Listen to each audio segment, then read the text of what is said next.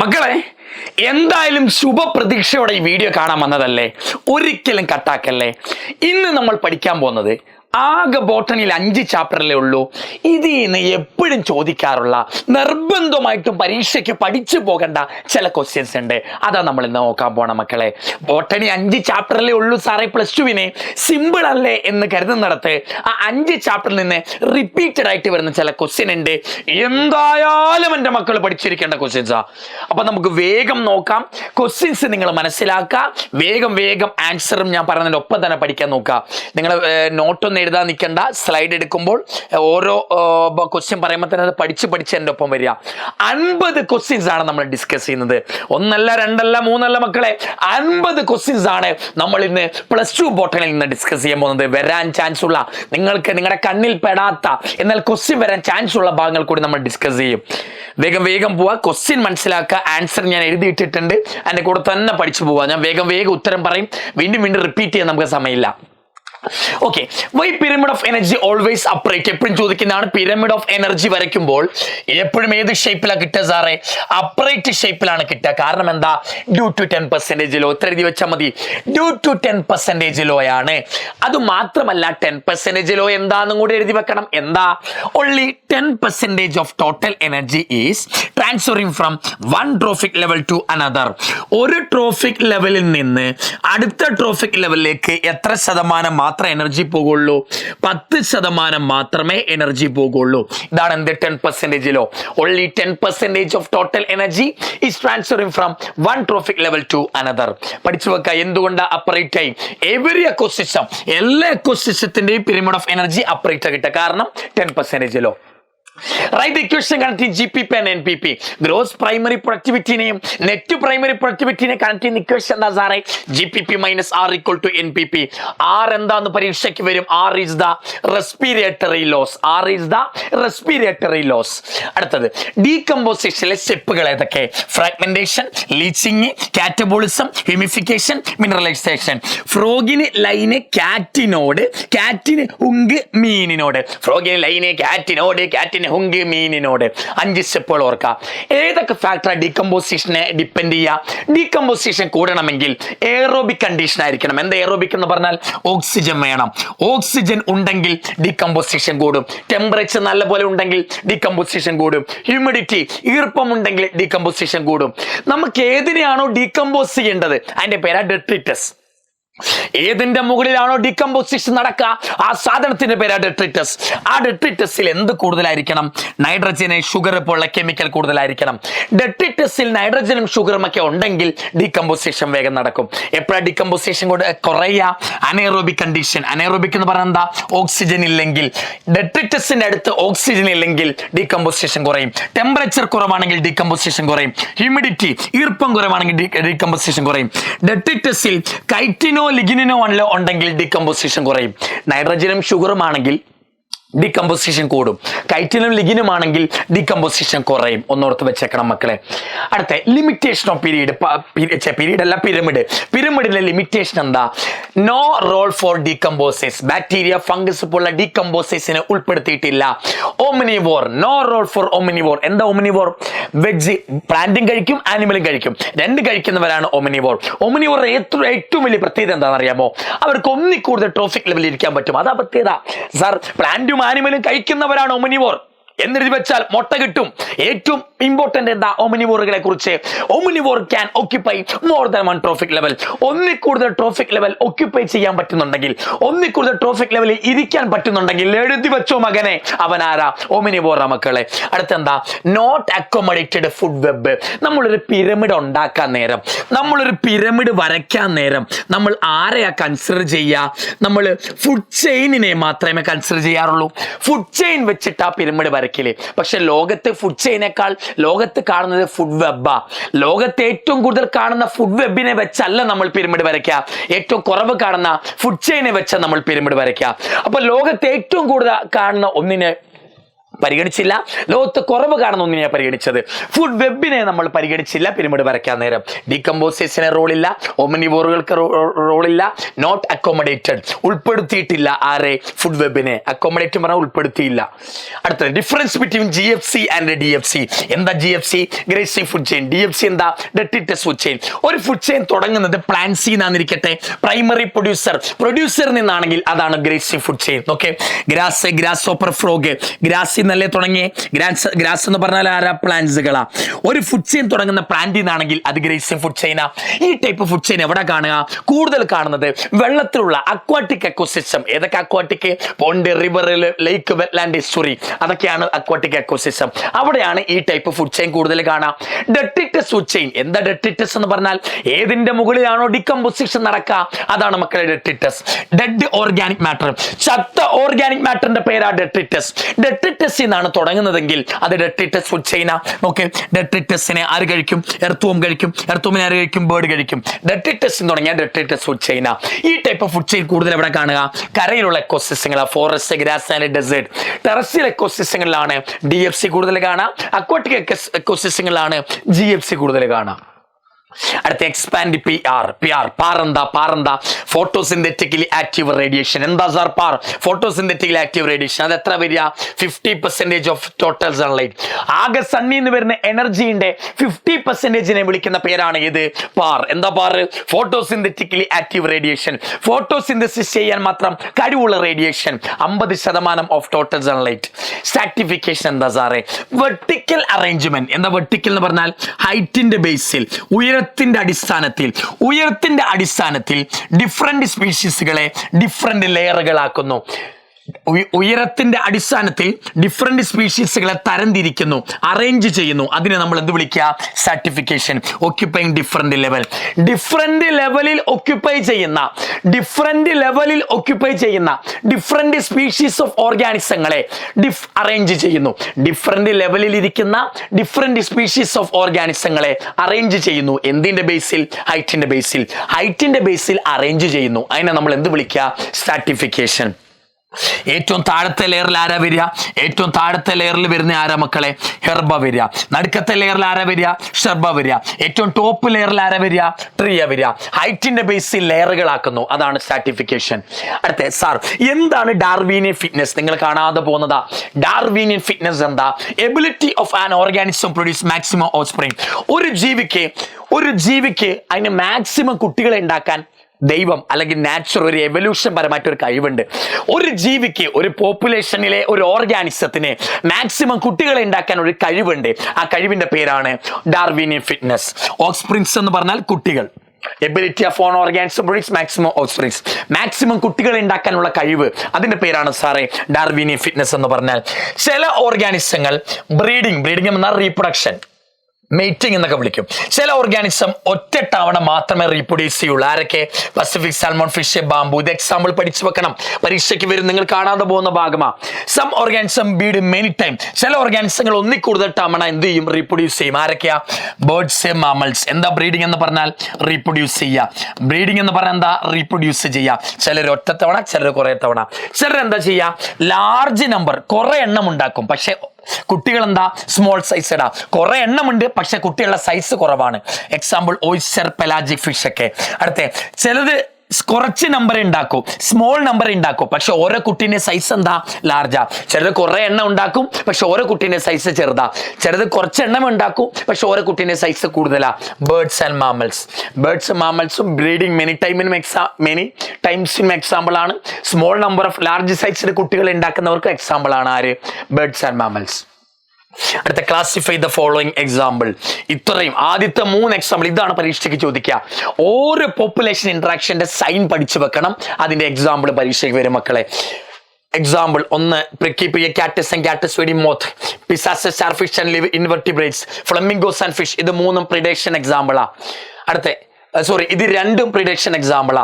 Flamingos and fish, Abingdon tortoise goat, Balanus and Chthamalus, warbler birds, ഇതൊക്കെ ഇതിൽ ആ കോമ്പറ്റീഷനിലാണ് വരിക.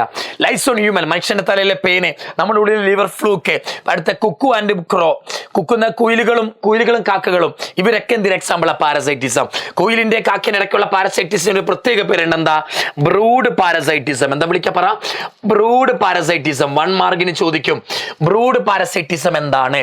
കുക്കുവിന്റെയും കാക്കേന്റെയും കുയിലിന്റെയും കാക്കേന്റെയും ഇടയ്ക്കുള്ള പാരസൈറ്റിസത്തിന്റെ പേര് ബ്രൂഡ് പാരസൈറ്റിസം. ബ്രൂഡ് എന്ന് പറഞ്ഞാൽ ബേർഡ്സ് എന്നാണ് അർത്ഥം. ബേർഡ്സിനിടയിലെ പാരസൈറ്റിസം. എക്ടോ എൻഡോ പാരസൈറ്റുകൾ എന്താ? എക്ടോ പാരസൈറ്റ് എന്ന് പറഞ്ഞാൽ ഓസിന്റെ പുറത്ത് ജീവിക്കുന്നവരാ. എൻഡോ എന്ന് പറഞ്ഞാലോ ഓസിന്റെ ഇൻസൈഡ്, ഉള്ളിൽ ജീവിക്കുന്നവരാ. ഇവൻ സർഫസിൽ ജീവിക്കുന്നു, ഇവൻ ഇൻസൈഡ്, ഉള്ളിൽ ജീവിക്കുന്നു. എക്ടോ പാരസൈറ്റിന് എക്സാമ്പിളാ മനുഷ്യന്റെ തലയിലെ പേന്, ഡോഗ്സ്, പട്ടിക്കുട്ടീന്റെ തലയിലെ ചെള്ളുകള്, മറൈൻ ഫിഷ്, കടലിലുള്ള മത്സ്യങ്ങളുടെ ദേഹത്ത് കാണുന്ന കോപ്പി പോട്ട്സ് എന്ന് പറയുന്ന പാരസൈറ്റ്, ഹെഡ്ജ് പ്ലാന്റ്, വേലിച്ചെടികളിൽ ചുറ്റി വളരുന്ന കസ്കൂട്ടകള്. അടുത്ത ഇതൊക്കെ എന്തിന് എക്സാമ്പിളാ? എക്ടോ പാരസൈറ്റാ. എൻഡോ പാരസൈറ്റിന് എക്സാമ്പിളാ ലിവർ ഫ്ലൂക്കും മലേറിയൽ പാരസൈറ്റും. Liver fluke and malarial parasite പഠിച്ചു വെക്കണേ. Liver fluke and malarial parasite മക്കളെ. അടുത്തത് കമൻസാലിസം. വെരി കിങ്ങിണി. കമൻസാലിസത്തിന്റെ എക്സാമ്പിൾ. കമൻസാലിസത്തിൽ ഒരാൾക്ക് ബെനിഫിറ്റ് ആണ്, മറ്റാൾക്ക് ന്യൂട്രൽ ആണ്. Example orchid and mango. ഈ സൈഡ് എഴുതിയ എല്ലാവർക്കും പോസിറ്റീവാ, ഈ സൈഡ് എല്ലാവർക്കും നെഗറ്റീവാ. നെഗറ്റീവ് അല്ല, 0 ന്യൂട്രൽ ആട്ടോ. ഓർക്കിഡും മാംഗോയും എക്സാമ്പിളാ. കാറ്റിൽ ഗ്രേസിംഗ് കാറ്റിലും എക്സാമ്പിളാ. ക്ലോൺ ഫിഷും സീ അനിമോണിയും എക്സാമ്പിളാ. ബർണക്കിൾ ആൻഡ് വെയിൽ എക്സാമ്പിളാ. എന്തിന് എക്സാമ്പിളാ? കമൻസാലിസത്തിന് എക്സാമ്പിൾ ആണ്. അടുത്തത് സ്യൂഡോ കോപ്പുലേഷൻ ഇൻ ഓഫറിസ്. ഓഫറിസിലെ സ്യൂഡോ കോപ്പുലേഷൻ എന്താ? ഓഫറിസ് എന്ന് പറഞ്ഞ ഒരു ചെടിയാ. ഈ ചെടിയിൽ തേൻ കുടിക്കാൻ വരുന്ന ആളാണ് ആര്? ഹണിബി. ഓഫറിസ് എന്ന് പറഞ്ഞ ചെടിയിൽ തേൻ കുടിക്കാൻ വരുന്ന ആളാണ് ആര് മക്കളെ? ഹണിബി. ഓഫറിസിനെ ഹണിബി കാരണം പോസിറ്റീവാ കിട്ടുക. ഈ ഹണിബിക്ക് ഓഫറിസ് കാരണം എന്താ? പോസിറ്റീവാ. രണ്ടുപേർക്കും പോസിറ്റീവ് ആണെങ്കിൽ ഇത് എന്ത് റിലേഷനാ? രണ്ടുപേർക്കും പോസിറ്റീവ് ആണെങ്കിൽ അതിന്റെ പേരാണ് മ്യൂച്വലിസം. ഓഫറിസിന് അണീബിനെ കൊണ്ട് എന്ത് നടന്നു കിട്ടും? പോളിനേഷൻ നടന്നു കിട്ടും. ഓഫറിസിന് അണീബിയെ കൊണ്ട് എന്താ നടന്നു കിട്ടുക? പോളിനേഷൻ നടന്നു കിട്ടുക. അണീബിക്ക് ഓഫറിസിനെ കൊണ്ട് നടന്നു കിട്ടുന്ന ഒരു സാധനത്തിന്റെ പേരാണ് സ്യൂഡോ കോപ്പുലേഷൻ. ഓഫറിസിന് അണീബിനെ കൊണ്ട് പോളിനേഷൻ നടന്നു കിട്ടും, അണീബിക്ക് ഓഫറിസിനെ കൊണ്ട് സ്യൂഡോ കോപ്പുലേഷൻ നടന്നു കിട്ടും. സ്യൂഡോ കോപ്പുലേഷൻ പറഞ്ഞാൽ കള്ള സെക്സ്, ഫോൾസ് സെക്സ് എന്നൊക്കെ വിളിക്കും. എന്താ സ്യൂഡോ കോപ്പുലേഷൻ? പറ മക്കളെ, എന്താ സ്യൂഡോ കോപ്പുലേഷൻ? ഓഫറിസിന്റെ കയ്യിൽ കുറെ ഫ്ലവറുകൾ ഉണ്ടല്ലോ. ഓഫറിസ് എന്ന് പറഞ്ഞ ഒരു പ്ലാന്റാ. ആ പ്ലാന്റിൽ കുറെ ഫ്ലവർ ഉണ്ടല്ലോ. ഫ്ലവറിൽ കുറെ എന്ത് കാണാം? പെറ്റല് കാണാം. അതിൽ ഒരു പെറ്റൽ ഉണ്ടല്ലോ, ഒരു പെറ്റല് കാണാൻ എങ്ങനെയാണെന്നറിയോ മക്കളെ? ഫീമെയിൽ ബീനെ പോലെ. ഓഫറിസിന്റെ കയ്യിൽ കുറെ ഫ്ലവർ ഉണ്ട്. ഫ്ലവറിൽ ഒരു പെറ്റൽ, എല്ലാ പെറ്റലും അല്ല, ഒരൊറ്റ പെറ്റൽ എന്തിനെ പോലെ കാണാൻ? റിസംബിൾ പറഞ്ഞാൽ കാണാൻ സെയിം ആണ്. ആരെ പോലെ? ഫീമെയിൽ ബീനെ പോലെ. ഒരു പെറ്റൽ ഫീമെയിൽ ബീനെ പോലെ കാണാൻ ഉണ്ട്. അപ്പൊ അട്രാക്റ്റഡ് ആയിട്ട് ആര് വരും അവന്റെ അടുത്തേക്ക് ആര് വരും മക്കളെ? ഫീമെയിൽ ബി ആണ്. അതിന്റെ അടുത്തേക്ക് ആര് വരും? Male bee. ഇത് ഫീമെയിൽ ബി യഥാർത്ഥത്തിലല്ല കേട്ടോ, പെറ്റൽ അങ്ങനെ ഇരിക്കുന്നതെന്നുള്ള യഥാർത്ഥ ഫീമെയിൽ ബി അല്ല. മെയിൽ ബി അട്രാക്റ്റഡ് ആയി, മെയിൽ ബി വന്നിട്ട് അതിന് എന്ത് ചെയ്യും? ഫോൾസ് സെക്സ് ചെയ്യും. അത് യഥാർത്ഥ ഫീമെയിൽ ബി ആണെന്ന് കരുതി മെയിൽ ബി വന്നിട്ട് അതിനെ സെക്സ് ചെയ്യും. പക്ഷെ യഥാർത്ഥത്തിലുള്ള ഫീമെയിൽ ബി അല്ലല്ലോ. അപ്പൊ നമ്മൾ വിളിക്കുന്ന പേരാണ് ഫോൾസ് സെക്സ്, കള്ള കോപ്പുലേഷൻ, കള്ള സെക്സ് എന്ന് വിളിക്കുക. അതിന് നമ്മൾ വിളിക്കുന്ന പേരാ സ്യൂഡോ കോപ്പുലേഷൻ. അപ്പൊ ഓഫറിസ് എന്താണ് മെയിൽ ബിക്ക് കൊടുക്കുക? Pseudo copulation. മെയിൽ ബി എന്താണ് ഓഫറിസിന് ചെയ്തു കൊടുക്കുക? വല്ല പോളിംഗ് ഗ്രേൻസിനെ കൊണ്ടുവന്നിടും. സ്യൂഡോ കോപ്പുലേഷൻ ചെയ്യാൻ വരുമ്പോൾ തന്നെ വേറെ ഏതെങ്കിലും ചെടിയിൽ നിന്നുള്ള പോളിംഗ് ഗ്രേൻസ് കൊണ്ടുവിടും, പോളിനേഷൻ നടക്കും. സ്യൂഡോ കോപ്പുലേഷൻ പഠിച്ചു വെക്കണം മക്കളെ. ഇതാണ് 3 ടൈപ്പ് പിരമിഡുകളാണ്. എക്സ്പാൻഡിങ് പോപ്പുലേഷൻ എന്ന് പറഞ്ഞാൽ എന്താ? പ്രീ റീപ്രൊഡക്റ്റീവ് ഇൻഡിവിജ്വൽസ് ആയിരിക്കും കൂടുതൽ. എന്താ സാറേ സ്റ്റേബിൾ എന്ന് പറഞ്ഞാൽ? പ്രീ റീപ്രൊഡക്റ്റീവിലുള്ളവരുടെയും റീപ്രൊഡക്റ്റീവ് ഉള്ളവരുടെയും എണ്ണം സെയിം ആയിരിക്കും. എന്താ ഡിക്ലൈനിങ് എന്ന് പറഞ്ഞാൽ? റീപ്രൊഡക്റ്റീവ് ഏജ് ഗ്രൂപ്പിലുള്ളവരായിരിക്കും കൂടുതൽ കാണുക. ഒരു പോപ്പുലേഷനിൽ പ്രീ റീപ്രൊഡക്റ്റീവ് ഏജ് ഗ്രൂപ്പ് കൂടുതലാണെങ്കിൽ എക്സ്പാൻഡിങ്, പ്രീ റീപ്രൊഡക്റ്റീവിന്റെയും റീപ്രൊഡക്റ്റീവ് ഏജ് ഗ്രൂപ്പിലുള്ളവരുടെ എണ്ണം സെയിം ആണെങ്കിൽ സ്റ്റേബിൾ, റീപ്രൊഡക്റ്റീവ് ഏജ് ഗ്രൂപ്പിലുള്ളവരുടെ എണ്ണം കൂടുതലാണെങ്കിൽ ഡിക്ലൈനിങ് എന്നാ വിളിക്കുക. ഡിക്ലൈനിങ്. ഓക്കെ മക്കളെ, exponential growth rate, geometric growth rate, ഈ രണ്ട് ഗ്രോത്ത് ഓർത്ത് വെക്കണം കേട്ടോ. എക്സ്പോണൻഷ്യൽ എപ്പോഴാണ് നടക്കുക? റിസോഴ്സ് അൺലിമിറ്റഡ് ആകുമ്പോൾ. ഈ ടൈപ്പ് ഗ്രോത്ത് എപ്പോഴാണ് കാണുക? റിസോഴ്സ് ലിമിറ്റഡ് ആകുമ്പോൾ. ലോജിസ്റ്റിക്കിന് വേറൊരു പേരുണ്ട്, വെർഹൾസിപ്പിയൻ ലോജിസ്റ്റിക് ഗ്രോത്ത്. ഇതിന്റെ ഗ്രാഫ് ജെ ഷേപ്പ്ഡ് ആണ്. ഇതിന്റെ ഗ്രാഫ് എന്താ വരിക മക്കളെ? S shaped or sigmoid curve. S ഷേപ്പുള്ള ഗ്രാഫിന്റെ പേരെന്താ? സിഗ്മോയിഡ് കർവ് എന്നാ വിളിക്കുക. ജെ ഷേപ്പ് ആണെങ്കിൽ എക്സ്പോണൻഷ്യൽ, എസ് ഷേപ്പ് ആണെങ്കിൽ ലോജിസ്റ്റിക്. അതിന്റെ ഓരോ ഭാഗമുണ്ട്. Lag, acceleration, deceleration, asymptote. Asymptote എന്ന് പറഞ്ഞാൽ മാക്സിമം വാല്യൂയിൽ എത്തുക. മാക്സിമം വാല്യൂയിൽ എത്തുന്നതിന് വിളിക്കുന്ന പേരാ അസിംപ്ടോട്ട്. ഈ പോയിന്റിനെ വിളിക്കുന്ന പേര് ഈ മാക്സിമം പോപ്പുലേഷൻ ഡെൻസിറ്റി. ഈ മാക്സിമം പോപ്പുലേഷൻ ഡെൻസിറ്റിന്റെ പേരാണ് കെ. കെ എന്ന് പറഞ്ഞാൽ എന്താ? Carrying capacity. എന്താ സാറേ carrying capacity? Maximum population density. ഒരു പോപ്പുലേഷനെ അച്ചീവ് ചെയ്യാൻ പറ്റുന്ന മാക്സിമം ഡെൻസിറ്റി, അതാണ് കെ എന്ന് പറഞ്ഞാൽ. Okay, exponential equation dn by dt is equal to r into n. ഇതിന്റെയോ dn by dt r into n, k minus n by k. k minus n by k ആണ്, n minus k, k by k അല്ല. k minus n by k, k ആണ് വലുത് മക്കളെ. r എന്ന് പറഞ്ഞാൽ എന്താ? r എന്ന് പറഞ്ഞാൽ intrinsic rate of natural increase. r എങ്ങനെ കണ്ടുപിടിക്കുക? Birth rate minus death rate. Birth rate minus death rate ചെയ്താൽ എന്ത് കിട്ടും? r കിട്ടും മക്കളെ. ഇതാണ് പോപ്പുലേഷൻ ഡെൻസിറ്റിനെ അഫക്ട് ചെയ്യുന്ന ഫാക്ടറുകൾ. പോപ്പുലേഷൻ ഡെൻസിറ്റി എന്ന് പറഞ്ഞാൽ എന്താ? ഒരു പോപ്പുലേഷനിൽ എത്ര ആൾക്കാരുണ്ട്, ആ പോപ്പുലേഷനിലെ ആൾക്കാരുടെ എണ്ണമാണ് പോപ്പുലേഷൻ ഡെൻസിറ്റി. അതിനെ കൂട്ടുന്ന ആരൊക്കെ മക്കളെ? നാറ്റാലിറ്റി പോപ്പുലേഷൻ ഡെൻസിറ്റിനെ കൂട്ടും, ഇമിഗ്രേഷൻ പോപ്പുലേഷൻ ഡെൻസിറ്റിനെ കൂട്ടും. എന്നാൽ പോപ്പുലേഷൻ ഡെൻസിറ്റിനെ കുറയ്ക്കുന്നവർ ആരൊക്കെയാ? എമിഗ്രേഷൻ, പുറത്തു പോകുന്നവർ. Mortality, death rate. നാറ്റാലിറ്റി എന്ന് പറഞ്ഞാൽ birth rate, mortality, death rate. Immigration എന്ന് പറഞ്ഞാൽ പോപ്പുലേഷനിലേക്ക് വരുന്നവര്, എമിഗ്രേഷൻ എന്ന് പറഞ്ഞാൽ പോപ്പുലേഷനിൽ നിന്ന് പോകുന്നവര്. ഇത് രണ്ടും പോപ്പുലേഷൻ ഡെൻസിറ്റി കുറയ്ക്കും, ഇത് രണ്ടും പോപ്പുലേഷൻ ഡെൻസിറ്റി കൂട്ടും. അടുത്ത N+1. T+1 സമയത്തെ പോപ്പുലേഷൻ ഡെൻസിറ്റി എങ്ങനെ കാണുക? T സമയത്തെ population plus B+I birth rate, അല്ലെങ്കിൽ natality plus immigration minus mortality plus emigration. Okay okay, T+1 സമയത്തെ പോപ്പുലേഷൻ ഡെൻസിറ്റി എങ്ങനെ കാണാം? ടി സമയത്തെ population density plus B+I minus D+E, B+I minus D+E. Equation എഴുതാൻ ചോദിക്കട്ടോ. T+1 സമയത്തെ പോപ്പുലേഷൻ ഡെൻസിറ്റി എങ്ങനെ കണ്ടുപിടിക്കാം? സാർ, ജനറ്റിക്കലി മോഡിഫൈ ചെയ്ത പ്ലാന്റുകളുടെ പ്രത്യേകത എന്താ? Genetically modified organism and it uses പരീക്ഷയ്ക്ക് ചോദിക്കും. സ്ട്രെസ്സിനോട് എതിർത്ത് നിൽക്കാൻ പറ്റുന്നവരായിരിക്കും, പെസ്റ്റ് റെസിസ്റ്റന്റ് പ്ലാന്റുകളായിരിക്കും, പോസി അർവസിലോസ് പറിച്ചു വെച്ച ശേഷം വേഗം അഴുക്കാകാത്ത പ്ലാന്റുകളായിരിക്കും, കൂടുതൽ മിനറൽ എഫിഷ്യൻസി കൂടുതലായിരിക്കും. അങ്ങനെയുള്ള പ്ലാന്റുകൾ, അങ്ങനെയുള്ള പ്ലാന്റുകൾ മണ്ണിൽ നിന്ന് സാധാരണ പ്ലാന്റിനേക്കാൾ കൂടുതൽ മിനറൽസ് വലിച്ചെടുക്കും. അടുത്തെന്താ? ന്യൂട്രീഷണൽ വാല്യൂ കൂടുതലായിരിക്കും. വൈറ്റമിൻ എ കൂടുതലുള്ള റൈസിന്റെ പേരെന്താ? വൈറ്റമിൻ എ കൂടുതലുള്ള റൈസിന്റെ പേരാണ് ഏത്? Golden rice. വൈറ്റമിൻ എ കൂടുതലുള്ള റൈസിന്റെ പേരെന്താ? ഗോൾഡൻ റൈസ് എന്ന് മക്കളെ വിളിക്കുക. ക്രിസ്മസ് എക്സാമിന് ചോദിച്ചതാണ്, what is golden rice? Vitamin A കൂടുതലുള്ള റൈസ്, അതിന്റെ പേരാണ് ഗോൾഡൻ റൈസ്. സൊമാറ്റിക് ഹൈബ്രിഡൈസേഷൻ എന്ന് പറഞ്ഞാൽ എന്താ? രണ്ട് പ്ലാന്റുകളുടെ സെല്ലുകൾ തമ്മിൽ കൂട്ടിച്ചേർത്ത് പുതിയ പ്ലാന്റ് ഉണ്ടാക്കുന്നു, അതാണ് സൊമാറ്റിക് ഹൈബ്രിഡൈസേഷൻ. എക്സാമ്പിൾ, ടൊമാറ്റോന്റെ സെല്ലും പൊട്ടറ്റോന്റെ സെല്ലും കൂട്ടിച്ചേർത്ത് ഉണ്ടാക്കിയ സാധനമാണ് പൊമാറ്റോ. ടൊമാറ്റോന്റെയും പൊട്ടറ്റോന്റെയും സെല്ല് തമ്മിൽ കൂട്ടിച്ചേർത്ത് ഉണ്ടാക്കിയതാണ് പൊമാറ്റോ. മക്കളെ നോക്കി പഠിക്കണം, ഞാൻ പറഞ്ഞു തരുന്നേക്കാൾ നല്ല നിങ്ങൾ നോക്കി പഠിക്കണം. ഈ ബാക്കി ഇമ്പോർട്ടൻ്റ് ആണെന്ന് മനസ്സിലാക്കണം. ടൊമാറ്റോന്റെ സെൽ എടുക്കുന്നു, ആദ്യത്തെ സ്റ്റെപ്പ് സിംഗിൾ സെൽ. ടൊമാറ്റോന്റെ ഒരു സെൽ എടുക്കുന്നു, പൊട്ടറ്റോന്റെ ഒരു സെൽ എടുക്കുന്നു, സിംഗിൾ സെൽ എടുക്കുന്നു, അതിന്റെ പേരാണ് ഐസൊലേറ്റ്. എടുത്ത ശേഷം രണ്ട് സെല്ലിന്റെ എന്ത് മുറിക്കുന്നു? സെൽ വോൾ നശിപ്പിക്കുന്നു. ടൊമാറ്റോന്റെ സെല്ലിന്റെ സെൽ വോളും നശിപ്പിക്കുന്നു, പൊട്ടറ്റോന്റെ സെല്ലിന്റെ സെൽ വോളും നശിപ്പിക്കുന്നു. ബാക്കിയുള്ളതിനെ വിളിക്കുന്ന പേരാണ് പ്രോട്ടോപ്ലാസ്റ്റ്. ഒരു സെല്ലിന് സെൽ വോൾ കളഞ്ഞാൽ ബാക്കിയുള്ളതിനെ വിളിക്കുന്ന പേരെന്താ? പ്രോട്ടോപ്ലാസ്റ്റ് എന്ന. ഇതാണ് സാറേ ടൊമാറ്റോ. ഇത് ടൊമാറ്റോന്റെ സെൽവോളാ. ഇതാണ് പൊട്ടറ്റോ സാർ, ഇത് പൊട്ടറ്റോന്റെ സെൽവോളാ. നമ്മൾ സെൽവോൾ കളഞ്ഞു, ബാക്കിയുള്ളതിനെ നമ്മൾ എന്താ വിളിക്കുക? സെൽവോൾ കളഞ്ഞിട്ട് ബാക്കിയുള്ളതിനെ നമ്മൾ എന്താ വിളിക്കുക? പ്രോട്ടോപ്ലാസ്റ്റ്. ഇത് ടൊമാറ്റോന്റെ പ്രോട്ടോപ്ലാസ്റ്റ്, ഇത് പൊട്ടറ്റോന്റെ പ്രോട്ടോപ്ലാസ്റ്റ്. ഇത് രണ്ടുകൂടെ നമ്മൾ കൂട്ടിച്ചേർക്കുന്നു, കൂട്ടിച്ചേർത്ത് ഒറ്റ പ്രോട്ടോപ്ലാസ്റ്റ് ആക്കി. ഇതിന്റെ പേരാണ് എന്ത്? ഇതിന്റെ പേരാണ് മക്കളെ ഹൈബ്രിഡ് പ്രോട്ടോപ്ലാസ്റ്റ്. കൂട്ടിച്ചേർത്ത് ഉണ്ടാക്കുന്ന പ്രോട്ടോപ്ലാസ്റ്റിന്റെ പേരെന്താ? ഹൈബ്രിഡ്. ഹൈബ്രിഡ് എന്ന് പറഞ്ഞാൽ കൂട്ടിച്ചേർത്ത പ്രോട്ടോപ്ലാസ്റ്റ്.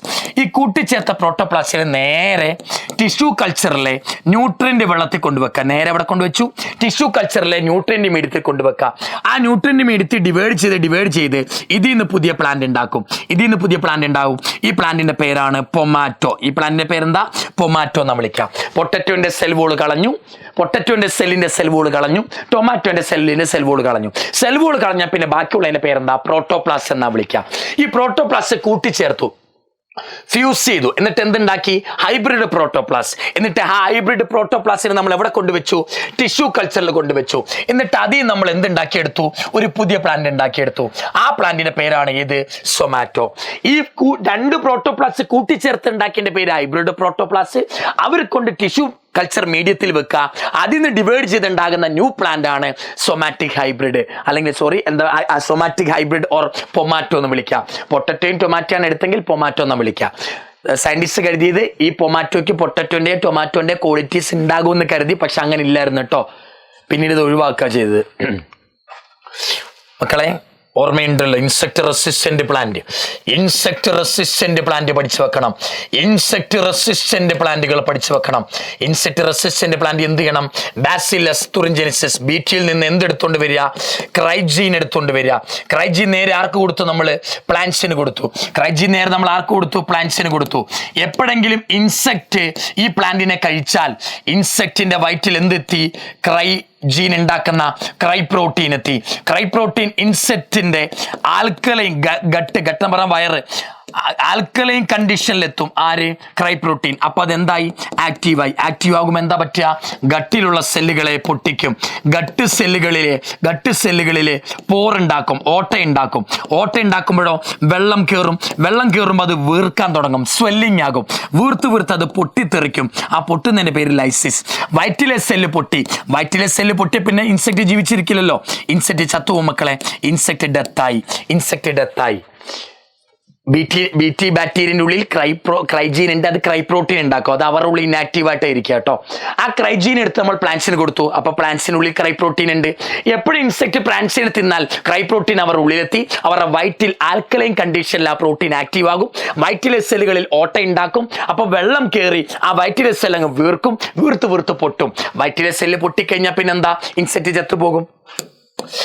ക്രൈജീൻ 3 ടൈപ്പ് ഉണ്ട്. Cry first A B, cry first A C, cry second A B.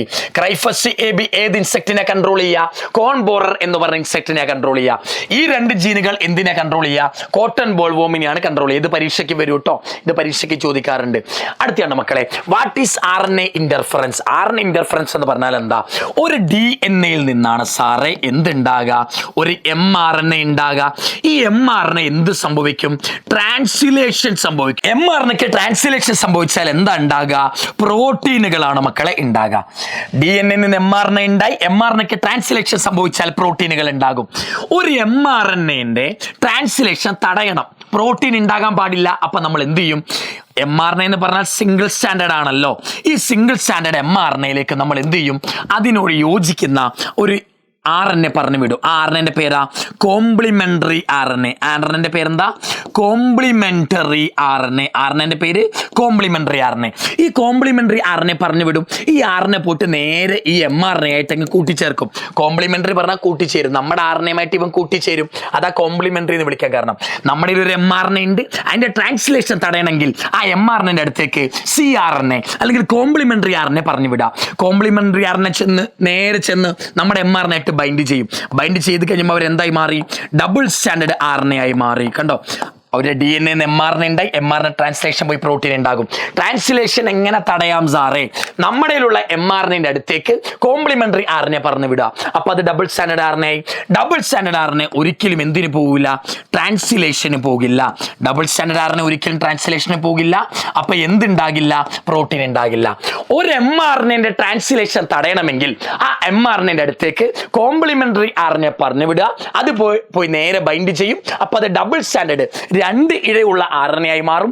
2 ഇഴയുള്ള RNAനെ റൈബോസോമിനെ translate ചെയ്യാൻ പറ്റില്ല, പ്രോട്ടീൻ ഉണ്ടാകില്ല. അപ്പൊ ഇതെങ്ങനാ? ഒന്നുമില്ല, ഒരു സ്റ്റാൻഡുള്ള RNAനെ ഡബിൾ സ്റ്റാൻഡേർഡ് ആക്കി മാറ്റി അതിന്റെ ട്രാൻസ്ലേഷൻ ഇന്റർഫിയർ ചെയ്യുന്നു, അതിന്റെ ട്രാൻസ്ലേഷൻ തടയുന്നു. അതാണ് എന്ത്? RNA interference. RNAനെ തടയുന്നു. RNAന്റെ ഇന്റർഫറൻസ്, RNA ട്രാൻസ്ലേഷൻ തടയുന്നു. എങ്ങനാ? ഒറ്റ ഇഴയുള്ള RNAയിലെ ട്രാൻസ്ലേഷന് പോവുക. നമ്മൾ എന്ത് ചെയ്യുന്നു? വേറൊരു ഇഴയുള്ളതും കൂടെ പറഞ്ഞു വിട്ട് അതിനെ ഡബിൾ സ്റ്റാൻഡേർഡ് ആക്കി മാറ്റുന്നു. ഡബിൾ സ്റ്റാൻഡേർഡ് RNA ഒരിക്കലും ട്രാൻസ്ലേഷന് പോകില്ല, പ്രോട്ടീൻ ഉണ്ടാകില്ല. അപ്പൊ ചോദിക്കുന്നത്, RNA ഇന്റർഫറൻസിൽ ഏത് പ്രവർത്തനമാണ് നിലയ്ക്കുന്നത്? ട്രാൻസ്ലേഷൻ. RNA ഇന്റർഫറൻസിൽ നിലയ്ക്കുന്നത് ഏതാ? ട്രാൻസ്ലേഷനാ. ഇത് നെമറ്റോഡ്. ഒരു നെമറ്റോഡ് ഉണ്ട്. നെമറ്റോഡ് എന്ന് പറഞ്ഞാൽ റൗണ്ട് വേമുകളാ. എൻ്റെ പേരാണ് മെലയോഡിഗൈനി ഇൻകോഗിനിഷ. ഈ നെമറ്റോഡിന്റെ പണി എന്താ അറിയോ? ഈ നെമറ്റോഡിന്റെ പണി ടൊബാക്കോ ചെടീന്റെ ഉൽപാദനം കുറയ്ക്കും. ടൊബാക്കോ ചെടിയിൽ കയറി ഇരുന്നിട്ട് അതിന്റെ ഉൽപാദനം കുറയ്ക്കും, ഈൽഡ് കുറയ്ക്കും. അപ്പൊ നമ്മൾ എന്ത് ചെയ്തു? ഈ മെലോഡിഗൈനെ കൊല്ലാൻ വേണ്ടി ഉപയോഗിച്ച ടെക്നിക്കാണ് ഏത്? RNA interference. അപ്പൊ മെലോഡിഗൈനി ഇല്ലാതെയായി, ടൊബാക്കോ ചെടി, പുകയില ചെടിയുടെ ഉൽപാദനം കൂടി. ഓക്കെ, അടുത്ത AD ഡെഫിഷ്യൻസി എന്ന് പറഞ്ഞാൽ എന്താ? AD ഡെഫിഷ്യൻസി നമ്മൾ പഠിക്കുന്ന ജീൻ തെറാപ്പിയിലാണ്. നമ്മുടെ ജീൻ തെറാപ്പിയില്ല. നോക്ക് മക്കളെ, ഇതാണ് ഒരു ബോഡിയിലെ പ്രതിരോധ ശക്തി തരുന്ന ഒരു സെല്ലാണ് ഏത്? ലിംഫോസൈറ്റ് എന്ന് വിളിക്കാം. ലിംഫോസൈറ്റിന്റെ ഉള്ളിൽ ഒരു ജീൻ ഉണ്ട്, അതിന്റെ പേരാണ് ADA ജീൻ. ലിംഫോസൈറ്റ് പ്രതിരോധ ശക്തി തരുന്ന ജീനുകളാ, സെല്ലുകളാ. T ലിംഫോസൈറ്റ്, B ലിംഫോസൈറ്റ് ഒക്കെ ഉണ്ട്. അതിൻ്റെ ഉള്ളിൽ ഒരു ജീൻ ഉണ്ട്, ADA ജീനാ. ഈ ADA ജീൻ ഉണ്ടാക്കുന്ന ഒരു എൻസൈമാണ് ഏത്? ADA, അഡിനോസിൻ ഡി അമിനേസ് എന്ന് വിളിക്കാം. ഈ എൻസൈം ഉണ്ടെങ്കിൽ എന്ത് കിട്ടുള്ളൂ? ഇമ്മ്യൂണിറ്റി കിട്ടുള്ളൂ. ലിംഫോസൈറ്റിന്റെ ഉള്ളിൽ ADA ജീൻ ഉണ്ട്. ADA ജീൻ ഉണ്ടാക്കുന്ന എൻസൈമാണ് ADA, അഡിനോസിൻ ഡി അമിനേസ്. അതുണ്ടെങ്കിലേ നമുക്ക് എന്ത് കിട്ടൂ? ഇമ്മ്യൂണിറ്റി കിട്ടുള്ളൂ. ADA ഡെഫിഷ്യൻസിയിൽ എന്താ പ്രശ്നം എന്നറിയാമോ? ഈ ADA ജീന് പ്രശ്നം വന്നു. ADA ജീന് പ്രശ്നം വന്നപ്പോഴോ ഉണ്ടാക്കിയ എൻസൈം കുറഞ്ഞു, അഡിനോസിൻ ഡി അമിനേസിന്റെ അളവ് കുറഞ്ഞു. അഡിനോസിൻ ഡി അമിനേസിന്റെ അളവ് കുറയുന്നതിനെ നമ്മൾ എന്ത് വിളിക്കുക? Adenosine D aminase deficiency. Adenosine D aminase കുറഞ്ഞു. എങ്ങനെ കുറഞ്ഞേ? അതുണ്ടാക്കുന്ന ADA ജീന് പ്രശ്നം പറ്റി. അതുണ്ടാക്കുന്ന ADA ജീന് പ്രശ്നം പറ്റിയപ്പോൾ അഡിനോസിൻ ഡി അമിനേസിന്റെ അളവ് കുറഞ്ഞു. അപ്പൊ ഇമ്മ്യൂണിറ്റിയും കുറഞ്ഞു മക്കളെ. ഇതെങ്ങനെയൊക്കെ മാറ്റാം? ഈ ADA ഡെഫിഷ്യൻസി എങ്ങനെ മാറ്റാം? ബോൺ മാരോ മാറ്റി വെച്ചാൽ മതി. ബോൺ മാരോ ട്രാൻസ്പ്ലാന്റേഷൻ, അസ്ഥി മജ്ജ മാറ്റിവെക്കൽ ശസ്ത്രക്രിയ എന്ന് വിളിക്കുക. ഭയങ്കര വിലയാണ്, ഭയങ്കര വേദനയാണ്. Bone marrow transplantation. അടുത്ത എൻസൈം റീപ്ലേസ്മെന്റ് തെറാപ്പി. ഈ എൻസൈമിന്റെ അളവല്ലേ കുറഞ്ഞത്? അപ്പൊ നമ്മൾ എന്ത് ചെയ്യുന്നു? ഇഞ്ചക്ഷൻ വഴി ഈ ബോഡിയിലേക്ക് വേണ്ട എൻസൈം കൊടുക്കുന്നു, കുറഞ്ഞതിന് പകരം കൊടുക്കുന്നു, എൻസൈമിനെ റീപ്ലേസ് ചെയ്യുന്നു. എത്രമാത്രം ഈ എൻസൈം കുറവുണ്ടോ അതിന് പകരം കൊടുത്തുകൊണ്ടിരിക്കുന്നു. അതാണ് എൻസൈം റീപ്ലേസ്മെന്റ് തെറാപ്പി. ഇത് രണ്ടും കൊണ്ട് വലിയ ഉപകാരമില്ല. ഇത് രണ്ടും ടെമ്പററി മെത്തേഡാ ADA ഡെഫിഷ്യൻസിക്ക്. ഏറ്റവും പെർമനന്റ് മെത്തേഡ് ഏതാ മക്കളെ? ജീൻ തെറാപ്പിയാ. ADA ഡെഫിഷ്യൻസിക്ക് ഏറ്റവും നല്ല മെത്തേഡ് ഏതാ? ജീൻ തെറാപ്പിയാണ്, പെർമനന്റ് മെത്തേഡ്. ഇത് രണ്ടും ടെമ്പററിയാ, കുറച്ച് കാലത്തിന് ആശ്വാസം കിട്ടുള്ളൂ. ജീവിതകാലം മുഴുവൻ ആശ്വാസം കിട്ടണമെങ്കിൽ ADA ഡെഫിഷ്യൻസി വന്ന രോഗിക്ക് എന്ത് കൊടുക്കുക? ജീൻ തെറാപ്പി കൊടുക്കുക. എന്താ ജീൻ തെറാപ്പി? പ്രശ്നക്കാരനായ ജീനെ മാറ്റി നല്ല ജീൻ കയറ്റി വെക്കുന്നു, അതാ ജീൻ തെറാപ്പി. ഈ ബോഡിയിലെ ഈ ലിംഫോസൈറ്റിന്റെ ഉള്ളിലെ ഈ ജീനല്ലേ പ്രശ്നം. നമ്മൾ എന്ത് ചെയ്തു? സിറിഞ്ച് വെച്ചിട്ട് ഈ ബോഡിയിൽ നിന്ന് ബ്ലഡ് ശേഖരിച്ചു. ആ ബ്ലഡിൽ അപ്പൊ എന്ത് വന്നു? ഈ പ്രശ്നക്കാരനായ ജീൻ ഇരിക്കുന്ന ലിംഫോസൈറ്റും കാണുമല്ലോ. ബ്ലഡ് എടുത്തു. അപ്പൊ ഈ സെല്ല് നേരെ നമുക്ക് വെളിയിൽ കിട്ടി. ബ്ലഡിനുള്ളിൽ ഈ സെല്ലുണ്ട്. ഈ സെല്ലിലെ ഈ ADA ജീനല്ലേ പ്രശ്നം. നമ്മൾ എന്ത് ചെയ്തു? ഈ ADA ജീൻ എടുത്ത് കളഞ്ഞു. ഈ പ്രശ്നക്കാരനായ ADA ജീൻ എടുത്ത് കളഞ്ഞു. പകരം റിട്രോ വൈറസ് വെച്ച് നല്ല ജീനെ ഉള്ളിലേക്ക് കൊടുത്തു. പ്രശ്നക്കാരനായ ADA ജീനെ എടുത്ത് കളഞ്ഞു. പകരം റിട്രോ വൈറസ് വെച്ച് നല്ല ജീനെ നമ്മൾ എന്ത് ചെയ്തു? ഉള്ളിൽ കൊണ്ടിട്ടു. അപ്പൊ ഇപ്പൊ നല്ല ജീൻ കറക്റ്റഡായി. ആദ്യം പ്രശ്നക്കാരനായ ADA ജീനെ എടുത്ത് കളഞ്ഞു, പകരം നല്ല ജീൻ കൊണ്ടുവച്ചു. ഒരു പ്രശ്നക്കാരനായ ജീനെ കളഞ്ഞ് നല്ല ജീനെ കൊണ്ടുവെക്കുന്നതിന് വിളിക്കുന്ന പേര് ADA ഡെഫിഷ്യൻസി. ഇനി എന്ത് ചെയ്യും? വീണ്ടും ഈ ജീനുകൾ മാറ്റി സ്ഥാപിച്ച ലിംഫോസൈറ്റുകൾ നേരെ നമ്മൾ എന്ത് ചെയ്യുന്നു? വീണ്ടും ബോഡിയിലേക്ക് ഇഞ്ചക്ട് ചെയ്യും. അപ്പൊ ബ്ലഡ് ശേഖരിച്ചു, അതിൽ കുറെ ലിംഫോസൈറ്റ് ഉണ്ട്, അതിൽ പ്രശ്നക്കാരനായ ADA ജീൻ ഉണ്ട്. ആ ADA ജീനൊക്കെ റിമൂവ് ചെയ്തിട്ട് റിട്രോ വൈറസ് വഴി എല്ലാ ലിംഫോസൈറ്റിലേക്കും നല്ല ജീനെ കൊടുത്തു. എന്നിട്ട് ആ ഇപ്പൊ മാറ്റം സംഭവിച്ച ലിംഫോസൈറ്റുകൾ വീണ്ടും ശരീരത്തിലേക്ക് കൊടുത്തു. ഓക്കെ, ഇതാണ് ജീൻ തെറാപ്പി ചെയ്യേണ്ടത് കേട്ടോ. എന്താണ് മോളിക്യുലർ ഡയഗ്നോസിസ്, എർലി ഡയഗ്നോസിസ്? ഒരു രോഗം നിങ്ങളുടെ ബോഡിയിൽ രക്ഷണം ഉണ്ടാക്കുമ്പോൾ അല്ലേ നിങ്ങൾ അറിയാം. ഇപ്പം UTI, യൂറിനറി ട്രാക്ട് ഇൻഫെക്ഷൻ, മൂത്രത്തിൽ ചുമപ്പോ അല്ലെങ്കിൽ മൂത്രത്തിൽ എരിച്ചിലോ കടച്ചിലൊക്കെ ഉള്ളപ്പോൾ അല്ലേ നിങ്ങൾ അറിയാം. ഒരു രോഗം വന്നാൽ അതിന് ലക്ഷണങ്ങൾ ബോഡിയിൽ വരുമ്പോഴല്ലേ മക്കളെ നമ്മൾ ശ്രദ്ധിക്കുക. എന്നാൽ ഒരു ബോഡിയിലെ ഒരു രോഗമുണ്ടെങ്കിൽ ആ രോഗത്തിന്റെ ലക്ഷണങ്ങൾ ബോഡിയിൽ വരുന്നതിന് മുമ്പ് തന്നെ നിങ്ങൾക്ക് ആ രോഗത്തെക്കുറിച്ച് മനസ്സിലാക്കണമെങ്കിൽ, വേഗം നേരത്തെ തന്നെ രോഗത്തെ മനസ്സിലാക്കണമെങ്കിൽ ഉപയോഗിക്കാം? മോളിക്യുലർ ഡയഗ്നോസിസ് ഉപയോഗിക്കാം. അതിൽ എന്തൊക്കെയുണ്ട്? അതിലെ മെത്തേഡാ PCR ഉണ്ട്, ഓട്ടോ റേഡിയോഗ്രഫി ഉണ്ട്, എലൈസ. ഏതൊക്കെയാ സാറേ മോളിക്യുലർ ഡയഗ്നോസിസിലെ 3 ടെക്നിക്കുകൾ? PCR, autoradiography, ELISA. ഓട്ടോ റേഡിയോഗ്രഫിയിൽ ഉപയോഗിക്കുന്ന ഒറ്റ ഇഴയുള്ള DNA ഉണ്ട്. ഒറ്റ ഇഴയുള്ള DNA ആകാം, അല്ലെങ്കിൽ RNA ആകാം. അതിന്റെ മുകളിൽ ഇങ്ങനെ റേഡിയോ ആക്റ്റീവ് മോളിക്യൂൾ ഇങ്ങനെ ഘടിപ്പിച്ചിട്ടുണ്ട്. റേഡിയോ ആക്റ്റീവ് മോളിക്യൂൾ കണക്ട് ചെയ്ത ഒറ്റ ഇഴയുള്ള DNA കാണാം, അല്ലെങ്കിൽ RNA കാണാം. അതിനെ വിളിക്കുന്ന പേരാ പ്രോബ്. പ്രോബ് എവിടെ ഉപയോഗിക്കുക? ഓട്ടോ റേഡിയോഗ്രഫിയിൽ. എലൈസ അടുത്ത മെത്തേഡാ. എലൈസന്റെ പ്രിൻസിപ്പിൾ ചോദിക്കും എന്താ? Antigen antibody interaction. Antigen antibody interaction. Transgenic ആനിമൽസിന്റെ യൂസ് എന്താ? ട്രാൻസീനിക് ആനിമൽ ഒരു ജീവിനെ എടുത്തു. ഉദാഹരണം നമ്മൾ എപ്പോഴും മൈസ എടുക്കുക കേട്ടോ. മൈസ, കൗവ്, റാറ്റ് കുറെ ഉണ്ട്. ഏതെങ്കിലും ജീവി എടുത്തു. ഒരു മങ്കി എടുത്തെന്നിരിക്കട്ടെ. അതിന്റെ ദേഹത്തേക്ക് ഞാൻ പുതിയൊരു ജീനെ ഇട്ട് കൊടുത്തു. ഒരു ജീൻ ഇട്ട് കൊടുക്കോ, അല്ലെങ്കിൽ അതിൻ്റെ ഉള്ളിൽ നിന്ന് ഒരു ജീൻ എടുത്തങ്ങ് മാറ്റി ഇട്ട് കൊടുക്കുകയോ, അല്ലെങ്കിൽ അതിലുള്ള ജീൻ എടുത്തു മാറ്റുകയോ ചെയ്താൽ അതിനെ വിളിക്കുന്ന പേരാ ട്രാൻസീനിക് ആനിമൽ. ജീൻ ഇട്ട് കൊടുക്കുകയോ ജീൻ എടുത്തു മാറ്റുകയോ ചെയ്താൽ അതിന്റെ പേരാ ട്രാൻസീനിക് ആനിമൽ. എന്താ ട്രാൻസീനിക് ആനിമൽസിന്റെ ഫംഗ്ഷൻ എന്തൊക്കെയാ? യൂസുകൾ എന്തൊക്കെയാ? പരീക്ഷയ്ക്ക് ചോദിക്കും എന്താ? To study normal physiology and function. ഒരു ജീൻ എങ്ങനെ ബോഡിയിൽ ബാധിക്കുന്നുണ്ട് എന്ന് മനസ്സിലാക്കണമെങ്കിൽ എന്ത് ചെയ്യുക? ആ ജീൻ എടുത്തിട്ട് നേരെ ട്രാൻസീനിക് ആനിമൽസിന് കൊടുക്കുക. ആ ട്രാൻസീനിക് ആനിമൽസിന്റെ ബോഡിയിൽ എന്തൊക്കെ മാറ്റങ്ങളാ ആ ജീൻ വരുത്തുന്നതെന്ന് നോക്കുക. അപ്പൊ to study normal physiology and function. ചില ഡിസീസുകൾ എങ്ങനെ ഉണ്ടാകും, ആ ഡിസീസ് ഉണ്ടാക്കാനുള്ള ജീനുകളെ ട്രാൻസീനിക് ആനിമൽസിന് കൊടുക്കുക. അപ്പൊ ട്രാൻസീനിക് ആനിമൽസിൽ ആ ജീൻ ഉണ്ട്. ആ ജീൻ കാരണം ആ ട്രാൻസീനിക് ആനിമൽസിന് ഡിസീസ് വരും. ആ ഡിസീസ് വരുമ്പോൾ ആ ജീവിയിൽ എന്തൊക്കെ ലക്ഷണം വരുന്നുണ്ടെന്ന് പഠിക്കാം. ചില അസുഖങ്ങളെ കുറിച്ച് പഠിക്കാം. നിങ്ങൾ ചില വാക്സിൻ ഉണ്ടാക്കി, ചില കെമിക്കൽ ഉണ്ടാക്കി, അന്ന് നേരെ മനുഷ്യന്മാർക്ക് കൊടുക്കാൻ പറ്റില്ല. ആദ്യം ട്രാൻസീനിക് ആനിമൽസിന് കൊടുക്കുക. എന്നിട്ട് എന്തൊക്കെ പോസിറ്റീവ് നെഗറ്റീവ്സ് ഉണ്ടെന്ന് മനസ്സിലാക്കുക. എന്നിട്ട് സേഫ് ആണെങ്കിൽ മാത്രം മനുഷ്യർക്ക് കൊടുക്കുക.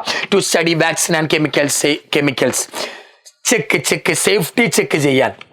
അടുത്ത ചില പ്രൊഡക്റ്റ് ഉണ്ടാക്കാൻ, ചിലത് ഇൻസുലിൻ ഉണ്ടാക്കണം. മനുഷ്യന്മാർക്ക് എപ്പോഴും ഉണ്ടാക്കാൻ പറ്റില്ല. നിങ്ങൾ ഇൻസുലിൻ ജീനെ ട്രാൻസീനിക് ആനിമൽസിന് കൊടുക്കുക. ട്രാൻസീനിക് ആനിമൽസ് ഇൻസുലിൻ ഉണ്ടാക്കിക്കോളും. ചില പ്രൊഡക്റ്റ് ഉണ്ടാക്കാൻ ട്രാൻസീനിക് ആനിമൽസിനെ ഉപയോഗിക്കാം. അതിലെ പ്രധാന 2 പ്രൊഡക്റ്റുകളാ. ഒന്ന് ആൽഫ-1 ആന്റിട്രിപ്സിൻ, 2 ആൽഫ ലാക്റ്റാൽബുമിൻ. ആൽഫ ലാക്റ്റാൽബുമിൻ എന്ന് പറഞ്ഞാൽ മനുഷ്യന്മാരുടെ ബ്രസ്റ്റ് മിൽക്കിലുള്ള പ്രോട്ടീനാണ്. ആ ജീൻ എടുത്തിട്ട് റോസി എന്ന് പറഞ്ഞ പശുവിന് കൊടുത്തു. അപ്പൊ പശുവിന്റെ പാലിലും എന്ത് വന്നു? മനുഷ്യന്മാരുടെ ബ്രസ്റ്റ് മിൽക്കിലുള്ള അതേ പ്രോട്ടീൻ വന്നു. ഫസ്റ്റ് ട്രാൻസീനിക് കൗവിന്റെ പേരാണ് റോസി. ഫസ്റ്റ് ട്രാൻസീനിക് കൗ ആരാ? റോസിയാ മക്കളെ. ആൽഫ-1 ആന്റിട്രിപ്സിൻ ഏതോ ട്രാൻസീനിക് ആനിമൽസിൽ നിന്ന് ഉണ്ടാക്കിയ പ്രൊഡക്റ്റ് ആണ്. ഇത് ഉപയോഗിച്ചിട്ടാണ് നമ്മൾ ശ്വാസകോശ സംബന്ധമായ ഒരു രോഗമാണ് എംഫിസിമ. എംഫിസിമ നമ്മൾ ട്രീറ്റ് ചെയ്യുക. ആൽവിയോളയ്ക്ക് വരുന്ന അസുഖമാണ് എംഫിസിമ. ഈ എംഫിസിമ ട്രീറ്റ് ചെയ്യാൻ ആൽഫ-1 ആന്റിട്രിപ്സിൻ ഉപയോഗിക്കുന്നു. കുട്ടികൾക്ക് കൊടുക്കാൻ ഹ്യൂമൻ ബ്രസ്റ്റ് മിൽക്കിനൊപ്പം തന്നെ റോസിക്ക് ബ്രസ്റ്റ് മിൽക്കിന്റെ ജീൻ കൊടുത്തു. അപ്പൊ റോസിന്റെ പശുവും പാലിലും എന്ത് വന്നു? ആൽഫ-1 ആന്റിട്രിപ്സിൻ വന്നു. ആൽഫ ലാക്റ്റാൽബുമിൻ വന്നു. കൺഫ്യൂഷൻ ആയില്ല കേട്ടോ. Alpha one antitrypsin, alpha lactalbumin. അത് ഫസ്റ്റ് ട്രാൻസീനിക് കൗ റോസിയാണ്. GEAC. എന്താ GEAC എന്ന് പറഞ്ഞാൽ? GEAC എന്ന് പറഞ്ഞാൽ genetic engineering approval committee. GEAC genetic engineering approval committee expand ചെയ്യാൻ ചോദിക്കും മക്കളെ. എന്തിനാണ് ഇത്? To make decisions about validity and safety of genetically modified product.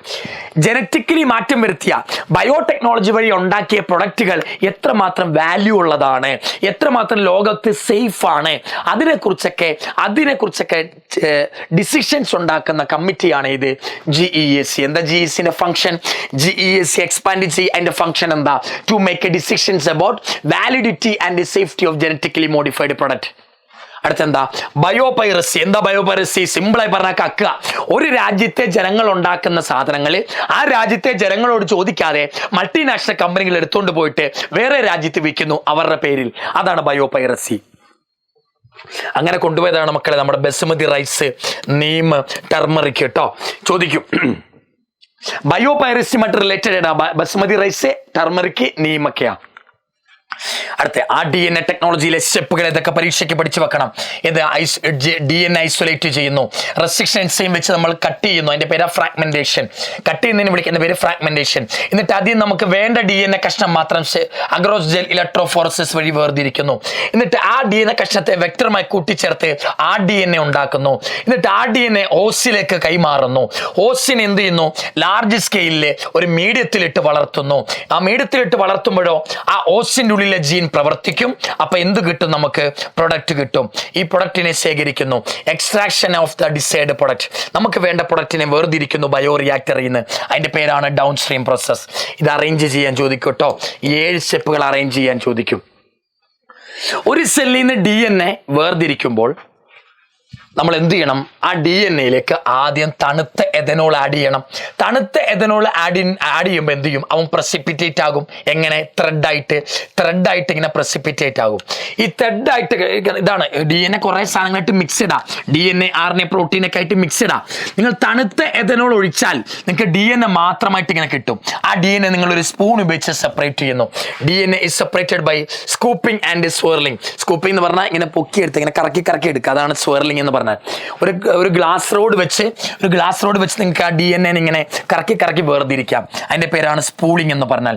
Spoon ഉപയോഗിച്ച് തോണ്ടിയെടുക്കുന്നത് അതാണ് സ്പൂളിംഗ്. സ്പൂൺ ഉപയോഗിച്ച് DNA എടുക്കുന്നതിന്റെ പേരാണ് സ്പൂളിംഗ് എന്ന് വിളിക്കുന്നത്. ചിൽഡ് എഥനോൾ എന്ന് പറഞ്ഞാൽ തണുത്ത എഥനോൾ. മക്കളെ, റെസ്ട്രിക്ഷൻ എൻസൈം 2 ടൈപ്പ് ഉണ്ട്. അറ്റത്ത് കട്ട് ചെയ്യുന്നത് എക്സോന്യൂക്ലിയേസസ്, ഉള്ളിൽ കട്ട് ചെയ്യുന്നവർ എൻഡോന്യൂക്ലിയേസസ്. എൻഡിൽ കട്ട് ചെയ്യുന്നവർ എക്സോ, വിത്തിൻ ഉള്ളിൽ കട്ട് ചെയ്യുന്നവർ എൻഡോ.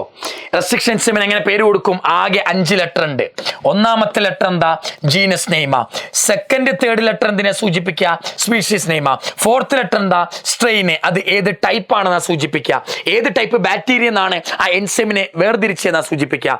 ലാസ്റ്റ് റോമൻ ലെറ്റർ എന്താ സൂചിപ്പിക്കുക? Order of isolation. ആ ബാക്ടീരിയയിൽ നിന്ന് എത്രാമത് വേർതിരിച്ച എൻസൈം ആണെന്നാണ് സൂചിപ്പിക്കുക. ഈക്കോ R1. ഈക്കോയിൽ ഇ എന്താ? എച്ചെരിച്ചിയ. കോ എന്താ? കൊളൈ. R എന്ന് പറഞ്ഞ ടൈപ്പാണ്. R/30 എന്ന ടൈപ്പ്. 1 എന്ന് പറഞ്ഞാൽ എന്താ? എച്ചെരിച്ചിയ കൊളയിൽ നിന്ന് ആദ്യമായി വേർതിരിച്ചതാണ് Eco R1. Naming of restriction enzyme ഒന്ന് നോക്കി വെച്ചേക്കണം. അടുത്തെന്താ? ഇതാണ് അഗറോസ് ഇലക്ട്രോഫോറസിസിലെ സ്റ്റെപ്പുകളാ. അഗറോസ് ഇലക്ട്രോഫോറസിസിലെ സ്റ്റെപ്പുകൾ ഓർത്ത് വെക്കണം. ആ സ്റ്റെപ്പുകൾ ഏറ്റവും ഇമ്പോർട്ടന്റ്. എങ്ങനെ അഗറോസ് മീഡിയത്തിൽ DNA കാണാം? ആദ്യം എതിഡിയം ബ്രോമൈഡ് ചേർക്കുക, പിന്നെ UV ലൈറ്റ് അടിക്കുക. എതിഡിയം ബ്രോമൈഡും UV ലൈറ്റും അടിച്ചാലേ അഗറോസ് ജെല്ലിൽ DNA കഷ്ണങ്ങളെ കാണാൻ പറ്റൂ. ഏത് കളറില? Bright orange colour. നല്ല വെട്ടിത്തിളങ്ങുന്ന ഓറഞ്ച് കളറിൽ കാണാം. ആ ഓറഞ്ച് കളറിൽ നിങ്ങൾക്ക് വേണ്ട കഷ്ണങ്ങൾ DNA കഷ്ണങ്ങൾ കാണാം. അതിൽ നിങ്ങൾക്ക് വേണ്ട DNA നിങ്ങൾക്ക് സെപ്പറേറ്റ് ചെയ്യാം മീഡിയത്തിൽ നിന്ന്. അതിൻ്റെ പേരാണ് ഇലൂഷൻ. അഗറോസ് മീഡിയത്തിൽ നിന്ന് നിങ്ങൾക്ക് വേണ്ട DNA കഷ്ണത്തെ നിങ്ങൾക്ക് ഇങ്ങനെ സെപ്പറേറ്റ് ചെയ്യാം. അങ്ങനെ ഫുൾ മീഡിയം ഉൾപ്പെടെ കുഴിച്ചെടുക്കാം. മീഡിയം ഉൾപ്പെടെ നിങ്ങൾക്ക് ഇങ്ങനെ കുഴിച്ചെടുക്കാം. അതിൻ്റെ പേരാണ് എലൂഷൻ എന്നാ വിളിക്കുക. എലൂഷൻ. PCR 3 സ്റ്റെപ്പ് ഏതൊക്കെയാ? Denaturation, annealing, extension. Denaturation, annealing, extension. ഇത് നമ്മുടെ NCERT പറയുന്നില്ല കേട്ടോ. Denaturation, annealing, extension. ഇതാണ് മക്കളെ 3 സ്റ്റെപ്പുകൾ. എക്സ്റ്റൻഷൻ ഉപയോഗിക്കുന്ന എൻസൈമിന്റെ പേരെന്താ? Taq polymerase. Withstand high temperature. High ടെമ്പറേച്ചറിലും ഒന്നും പറ്റാത്ത എൻസൈമാണ് ഇത് ടാഗ് പോളിമറൈസ്. ഇത് ഏത് സ്റ്റെപ്പിൽ ഉപയോഗിക്കുക? എക്സ്റ്റൻഷനിൽ. ഈ എൻസൈം വേർതിരിച്ച ഒരു ബാക്ടീരിയയിൽ നിന്നാ. ആ ബാക്ടീരിയന്റെ പേര് പറയാൻ പറ്റുമോ? ഡെർമസ് അക്വാറ്റിക്കസ്. ആ ബാക്ടീരിയന്റെ പേരാണ് മക്കളെ ഡെർമസ് അക്വാറ്റിക്കസ്. ഡെർമസ് അക്വാറ്റിക്കസിൽ നിന്ന് വേർതിരിച്ച ടാഗ് പോളിമറൈസ് ഏത് സ്റ്റെപ്പിൽ ഉപയോഗിക്കുന്നു? PCR എക്സ്റ്റൻഷൻ എന്ന് പറഞ്ഞ സ്റ്റെപ്പിൽ. ഇതാണ് PBR 322. ഡയഗ്രാം നോക്കി വെക്കണം. ഇത് ampicillin resistant gene, tetracycline resistant gene, origin of replication ROP gene, repressor of primer എന്നാ വിളിക്കുക. ഇവിടെ PST1 കട്ട് ചെയ്യും, PVU1 കട്ട് ചെയ്യും, ഇവിടെ EcoR1 കട്ട് ചെയ്യും, CLAV1 കട്ട് ചെയ്യും, HindIII കട്ട് ചെയ്യും, BAMH1 കട്ട് ചെയ്യും, SAL1 കട്ട് ചെയ്യും, PVU2 കട്ട് ചെയ്യും. അങ്ങനെ 8 എൻസൈമുകൾക്ക് ഇവിടെ കട്ട് ചെയ്യാൻ പറ്റും. ഒരു വെക്ടറിന്റെ പ്രോപ്പർട്ടി എന്തൊക്കെ? ഒരു വെക്ടറിന്റെ പ്രോപ്പർട്ടി എന്താ? ഒറിജിൻ ഓഫ് റെപ്ലിക്കേഷൻ വേണം. രണ്ടാമത്തെ എന്താ? കോപ്പി നമ്പർ വേണം. ഒറിജിൻ ഓഫ് റെപ്ലിക്കേഷൻ വേണം, കോപ്പി നമ്പർ വേണം. അടുത്തെന്താ? Recognition site. എൻസൈമുകൾക്ക് മുറിക്കാൻ പറ്റുന്ന സൈറ്റ് വേണം അതിന്റെ മുകളിൽ. റെക്കഗ്നിഷൻ സൈറ്റ് അല്ലെങ്കിൽ റെസ്ട്രിക്ഷൻ സൈറ്റ് വേണം. അടുത്തെന്താ? സെലക്ടബിൾ മാർക്കേഴ്സ് വേണം. ഏതാ വേണ്ട സാറേ? സെലക്ടബിൾ മാർക്കേഴ്സ് വേണം. ഒരു വെക്ടറിന് വേണ്ട പ്രോപ്പർട്ടീസ് പരീക്ഷയ്ക്ക് ചോദിക്കും. ഒരു വെക്ടറിന് വേണ്ട പ്രോപ്പർട്ടീസ് എന്തൊക്കെ പരീക്ഷയ്ക്ക് വരാം? P എന്ന് പറഞ്ഞാൽ plasmid, B Bolivar, R Rodriguez.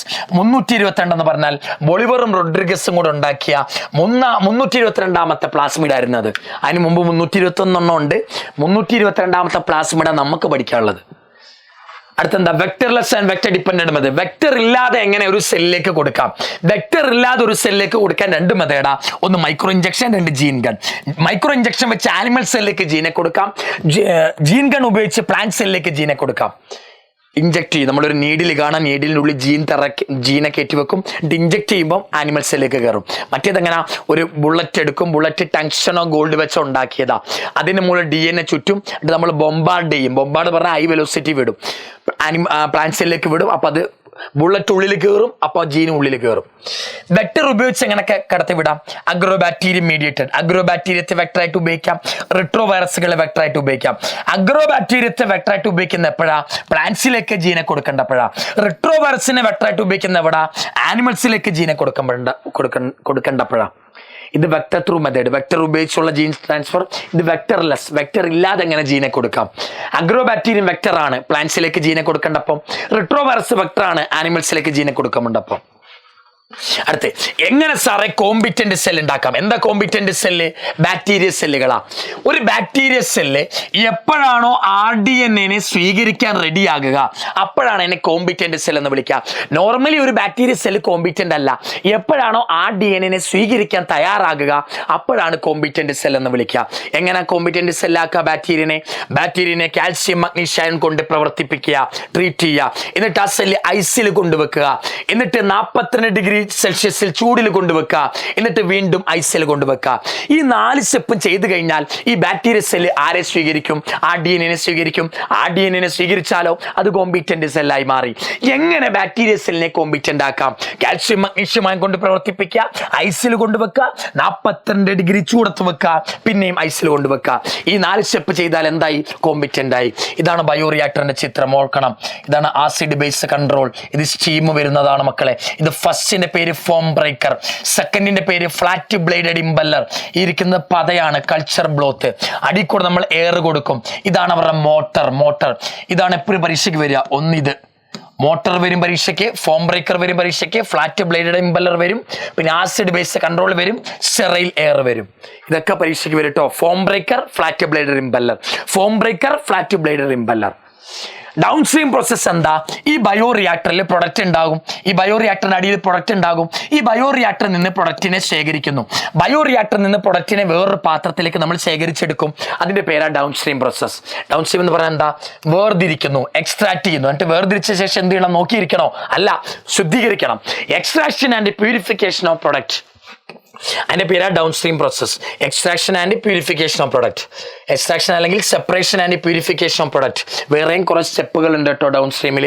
അഴുക്കാകാതിരിക്കാൻ പ്രൊഡക്റ്റിലേക്ക് എന്ത് ആഡ് ചെയ്യുക? പ്രിസർവേറ്റീവുകൾ ആഡ് ചെയ്യുക. എന്നിട്ട് എന്ത് ചെയ്യുക? ക്ലിനിക്കൽ ട്രയൽ, അതിന്റെ മെഡിക്കൽ ക്വാളിറ്റി. ഇൻസുലിൻ ആണെങ്കിൽ ഇൻസുലിൻ എത്രമാത്രം രോഗത്തെ കുറയ്ക്കും, പേഷ്യൻസിന് എത്ര ഉപകാരമാണ് എന്നറിയാൻ ക്ലിനിക്കൽ ട്രയൽ നടത്തുന്നു. എന്നിട്ട് അതിന്റെ ക്വാളിറ്റി കൺട്രോൾ ടെസ്റ്റ്. ആ ഇൻസുലിൻ എത്രമാത്രം ക്വാളിറ്റി ഉള്ളവരാണ്.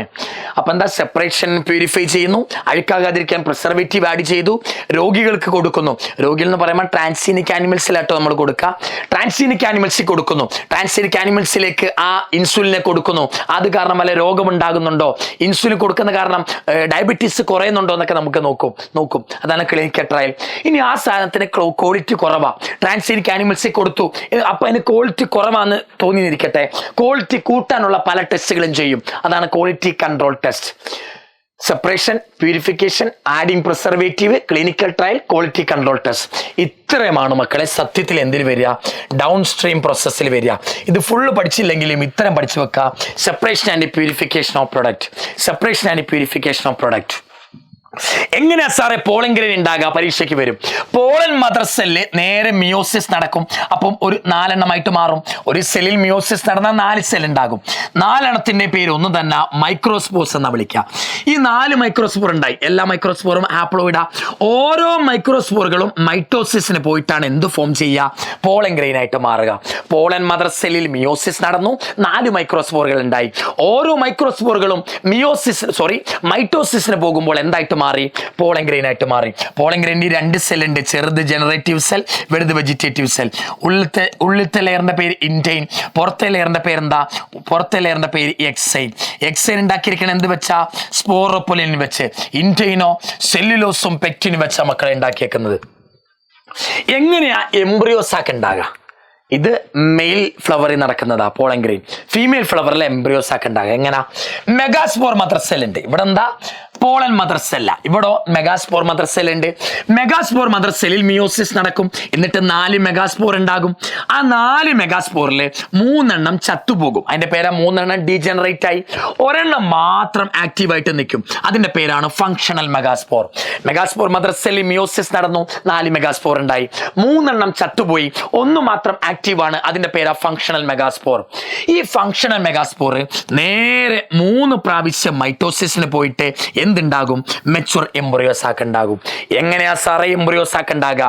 മെഗാസ്പോർ മദർ സെല്ലിൽ മിയോസിസ് നടന്നു സാർ, മെഗാസ്പോർ മദർ സെല്ലിൽ മിയോസിസ് നടന്നു സാർ, എന്നിട്ട് 4 മെഗാസ്പോർ ഉണ്ടായി, അതിൽ 3 ഡീജനറേറ്റ് ആയി, 1 മാത്രം ആക്റ്റീവ്. അതിന്റെ പേര് ഫങ്ഷണൽ മെഗാസ്പോർ. ഫങ്ഷണൽ മെഗാസ്പോർ നേരെ 3 വട്ടം മൈറ്റോസിസിന് പോയി, എന്നിട്ട് എംബ്രിയോസാക്ക് ആയിട്ട് മാറി. ഫങ്ഷണൽ മെഗാസ്പോർ 3 വട്ടം മൈറ്റോസിസിന് പോകുമ്പോഴാണ് എംബ്രിയോസാക്ക് ആകുക. ഫങ്ഷണൽ മെഗാസ്പോറിൽ നിന്ന് എംബ്രിയോസാക്ക് ഉണ്ടാകുന്നതിനെ നമ്മൾ എന്ത് വിളിക്കുക? Monosporic development. മോണോ എന്ന് പറഞ്ഞാൽ 1, ഒറ്റ സ്പോറിൽ നിന്നുള്ള ഡെവലപ്മെന്റ്. ഈ ഫങ്ഷണൽ മെഗാസ്പോർ 3 മൈറ്റോസിസിന് പോയിട്ട് എംബ്രിയോസാക്ക് ഉണ്ടാകുക. ഫങ്ഷണൽ മെഗാസ്പോറിൽ നിന്ന് എംബ്രിയോസാക്ക് ഉണ്ടാകുന്നതിന് വിളിക്കുന്ന പേരാണ് മക്കളെ എന്ത്? Monosporic development. ഇതാണ് എംബ്രിയോസാക്ക്. ഇവിടെ ഇരിക്കുന്നത് എന്താ? ആന്റിപോഡൽസ് ഹാപ്ലോയിഡ. സെൻട്രലുള്ള സെല്ലിന്റെ പേര് സെൻട്രൽ സെൽ, അതിലെ ന്യൂക്ലിയസിന്റെ പേര് polar nuclei. Central cell diploid ആണ്. നടുക്കിരിക്കുന്ന എഗ്, സൈഡിൽ ഇരിക്കുന്ന സിനർജിഡ്, സിനർജിഡ് തിക്കനിങ്ങിന്റെ പേര് ഫിലിഫോ അപ്പാരറ്റസ്. എഗ്ഗിനെ സിനർജിഡ്സിനെ ചേർത്ത് വിളിക്കുന്ന പേരെന്താ? എഗ് അപ്പാരറ്റസ് എന്നാ വിളിക്കുക. ഫിലിഫോ അപ്പാരറ്റസിന്റെ പണി എന്താ? Special thickening which guide pollen tube into synergid. സിനർജിഡിലേക്ക് പോളൻ ട്യൂബിനെ വിളിച്ചു കയറ്റുന്നത് ആരാ? ഫിലിഫോ അപ്പാരറ്റസാ. സിനർജിഡിലേക്ക് പോളൻ ട്യൂബിനെ വിളിച്ചു കയറ്റുന്നത് ആരാ? ഫിലിഫോ അപ്പാരറ്റസാ മക്കളെ. പോളിനേഷൻ എന്താ? Transfer of pollen grain from anther to stigma. അതാണ് എന്ത്? പോളിനേഷൻ. ഓട്ടോഗമി ഉണ്ട്, ജീറ്റോഗമി ഉണ്ട്, സീനോഗമി ഉണ്ട്. പ്ലാന്റിന് ഏറ്റവും ഇഷ്ടം ഏതാ? സീനോഗമിയ. പോളിനേഷന് സഹായിക്കുന്നവരുടെ പേര് പോളിനേറ്റിംഗ് ഏജന്റുകൾ. ആരൊക്കെയാ? Wind, water, animals. Ribbon shaped pollen grain എവിടെ കാണുക? വിൻഡ് പോളിനേഷനില. മ്യൂസിലേജിനസ് കവറിംഗ് ഉള്ള പോളിൻ ഗ്രേൻ എവിടെ കാണുക? വിൻഡ് പോളിനേഷനാ. കളർഫുൾ ഫ്ലവർ, തേന്, സ്മെല്ല്, അതൊക്കെ ആനിമൽ പോളിനേഷൻ അല്ലെങ്കിൽ ഇൻസെക്ട് പോളിനേഷനില. Sticky pollen grain, pollen grain ഒട്ടിപ്പിടിക്കുന്ന എവിടെ? ഇൻസെക്ട് പോളിനേഷനില. വെയിറ്റ് കുറഞ്ഞ pollen grain, light pollen grain എവിടെ? Wind pollination. 2.5 കിലോ ഉള്ള പോളിൻ ഗ്രേൻ കാറ്റിനെ എടുത്തുകൊണ്ട് പോകാൻ പറ്റൂലല്ലോ. പിന്നെ സിംഗിൾ ഒവ്യൂൾ ഇൻ ഓവറി, ഓവറിൽ ഒറ്റ ഒവ്യൂളെ പാടുള്ളൂ. ഏത് ടൈപ്പ് പോളിനേഷനില? Wind pollination. ഓർത്ത് വെച്ചോ, ഓവറിൽ ഒറ്റ ടൈപ്പ് ഒവ്യൂളെ പാടുള്ളൂ. എവിടെ? വിൻഡ് ടൈപ്പ് പോളിനേഷനില. അടുത്ത സേമൻ എന്തായിരിക്കണം? വെൽ എക്സ്പോസ്ഡ് ആയിരിക്കണം. സേമൻ എന്ന് പറഞ്ഞാൽ എന്താ? ആന്തർ. ആന്തർ ഫിലിമെന്റ് ചേർത്ത സേമൻ ഇരിക്കുക. അത് പുറത്തേക്ക് തുറന്നിരിക്കണം, പുറത്തേക്ക് തുറന്നിരിക്കണം. അതിനെ നമ്മൾ എന്ത് വിളിക്കുക? എക്സ്പോസ്ഡ്. ഫ്ലവറിന്റെ ഉള്ളിൽ ഇരുന്നിട്ട് കാര്യമില്ല, ഫ്ലവറിന്റെ പുറത്തേക്ക് ഇരിക്കണം. എങ്കിലേ കാറ്റിന് അതിൻ്റെ ഉള്ളിൽ നിന്ന് പോളിൻ ഗ്രേൻ എടുത്തുകൊണ്ട് പോകാൻ പറ്റുള്ളൂ. എക്സ്പോസ്ഡ് ആയിരിക്കണം, പുറത്തേക്ക് ഇരിക്കണം. വിൻഡ് പോളിനേഷൻ ഇവിടെ കാണാം. കോൺഗോബ്. കോൺഗോബ് എന്ന് പറഞ്ഞാൽ എന്താ? ഗ്രാസുകളാ, ചോളം. വാട്ടർ പോളിനേഷൻ ഇവിടെ കാണാം. വലിസേറിയ, ഹൈഡ്രില്ല, സ്വസ്തിറിയയിലൊക്കെ കാണാം. ആനിമൽ പോളിനേഷൻ എവിടൊക്കെ കാണാം മക്കളെ? എവിടൊക്കെ കാണാം? കുറെ ഇടത്ത് കാണാം കേട്ടോ. ആനിമൽ പോളിനേഷൻ എവിടൊക്കെ കാണാം? അമോർഫോഫാലസ്, ചേന, യൂക്ക പ്ലാന്റ്, അതേപോലെ എന്താ? റോസ്, അങ്ങനെയുള്ള ചെടികളിലൊക്കെ ആനിമൽ പോളിനേഷനാണ് കാണുക, അല്ലെങ്കിൽ ഇൻസെക്ട് പോളിനേഷൻ. ഡബിൾ ഫെർട്ടിലൈസേഷനിലെ സ്റ്റെപ്പുകൾ ഏതൊക്കെ? സിംഗമീനെയും ട്രിപ്പിൾ ഫ്യൂഷനെയും ചേർത്ത് വിളിക്കുന്ന പേരാണ് ഡബിൾ ഫെർട്ടിലൈസേഷൻ. എന്താ സിംഗമി? അപ്പൊ ഡബിൾ ഫെർട്ടിലൈസേഷനിലെ സ്റ്റെപ്പുകൾ ഏതൊക്കെയാ? സിംഗമിയും ട്രിപ്പിൾ ഫ്യൂഷനും. എന്താ സിംഗമി? മെയിൽ ഗമറ്റ് ഫീമെയിൽ ഗമറ്റുമായി കൂടിച്ചേർന്ന് സൈഗോട്ട് ഉണ്ടാകുന്നു, അതാ സിംഗമി. സൈഗോട്ടിന്റെ ploid 2N. എന്താ ട്രിപ്പിൾ ഫ്യൂഷൻ എന്ന് പറഞ്ഞാൽ? ഒരു male gamete, female gamete. Female ഗമറ്റിന് വേറൊരു പേരെന്താ? എഗ്. എഗ് എന്നാ നമ്മൾ പഠിച്ചിട്ടുണ്ടാകുക. മെയിൽ ഗമറ്റ് എഗ്ഗുമായി കൂടിച്ചേർന്ന് സൈഗോട്ട് ഉണ്ടായി. ഇനി അടുത്ത മെയിൽ ഗമറ്റ് പോളാർ ന്യൂക്ലിയുമായി കൂടിച്ചേർന്ന് പെന്നുണ്ടായി, പ്രൈമറി എൻഡോസ്പം ന്യൂക്ലിയസ് ഉണ്ടായി. അതാണ് ട്രിപ്പിൾ ഫ്യൂഷൻ. ഈ സിംഗമീനെയും ഈ ട്രിപ്പിൾ ഫ്യൂഷനെയും ചേർത്ത് വിളിക്കുന്ന പേര് ഡബിൾ ഫെർട്ടിലൈസേഷൻ. സൈഗോട്ടിന്റെ പ്ലോയിഡ് 2N, പെന്നിന്റെ പ്ലോയിഡ് 3N.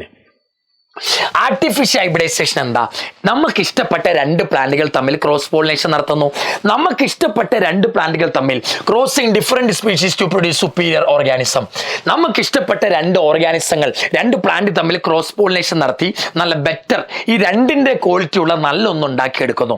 അത് ആർട്ടിഫിഷ്യൽ ഹൈബ്രിഡൈസേഷൻ. ആർട്ടിഫിഷ്യൽ എന്ന് പറഞ്ഞാൽ മനുഷ്യന്മാർ ചെയ്യുന്നത്, ഹൈബ്രിഡൈസേഷൻ എന്ന് പറഞ്ഞാൽ കൂട്ടിച്ചേർക്കുന്നു.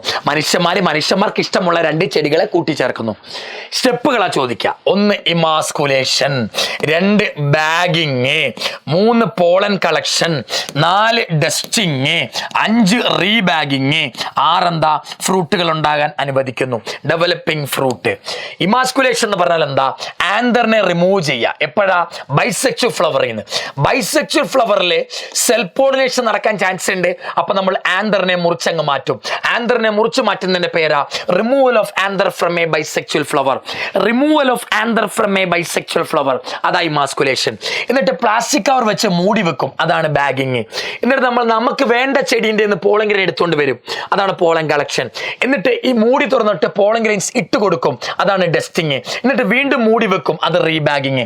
അപ്പൊ അവിടെ ഡബിൾ ഫെർട്ടിലൈസേഷൻ ഒക്കെ നടന്ന് സൈഗോട്ട്, എംബ്രിയും, സീഡും ഒക്കെ ആകും, ഫ്രൂട്ടും ഒക്കെ ഉണ്ടായിക്കോളും.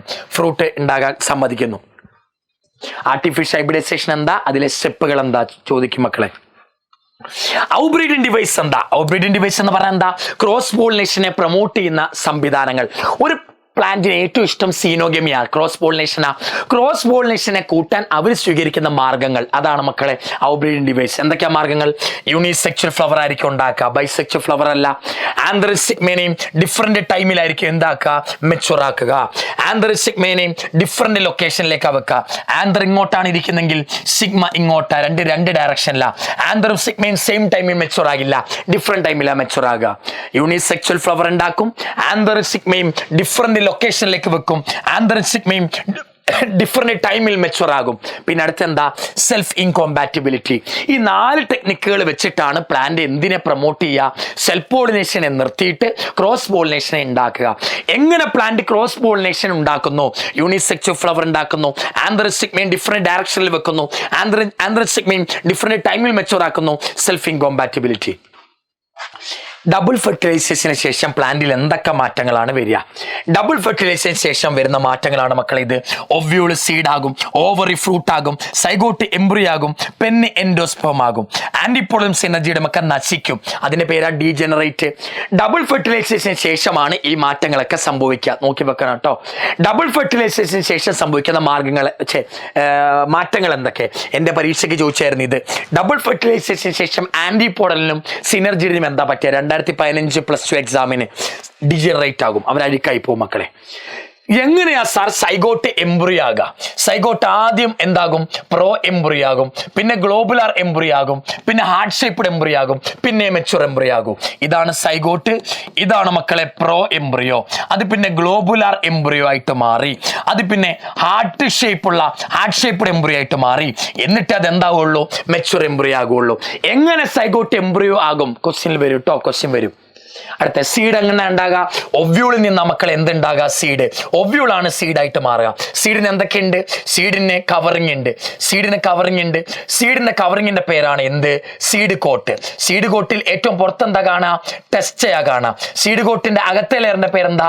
ടെക്മൻ. Outer testa, inner tegmen. ഇവരെ ചേർത്ത് നമ്മൾ എന്ത് വിളിക്കുക? സീഡ് കോട്ട് എന്ന് വിളിക്കുക. പുറത്തത് ടെസ്റ്റ, അകത്തെ ടെക്മൻ. ഇനി ആരാ ഉള്ളത്? ഇനിയുള്ളതാണ് എംബ്രിയോ. സീഡിൻ്റെ ഉള്ളിൽ ഇനി ആരാ ഉള്ളത്?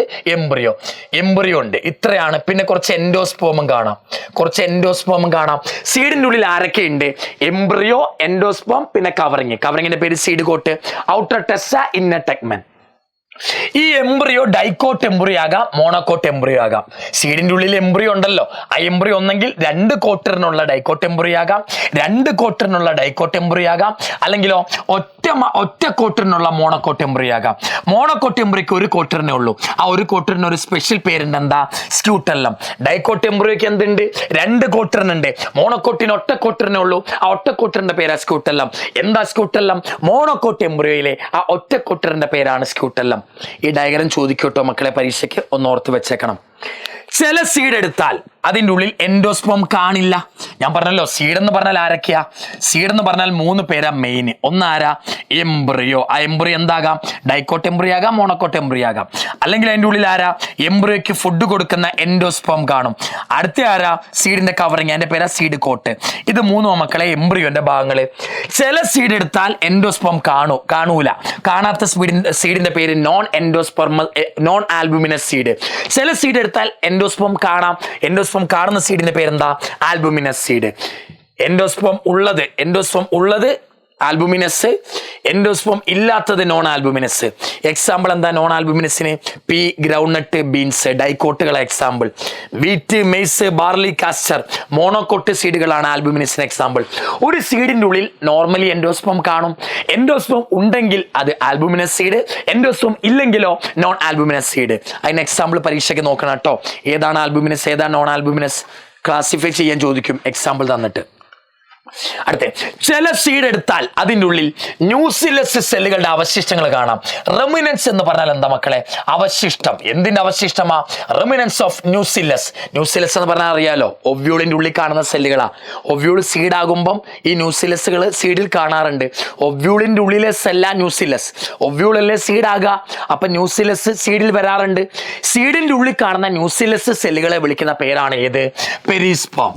അവശിഷ്ടങ്ങൾ, അവശിഷ്ടം ഓഫ് ന്യൂസിലസ് ഇൻ സീഡ്.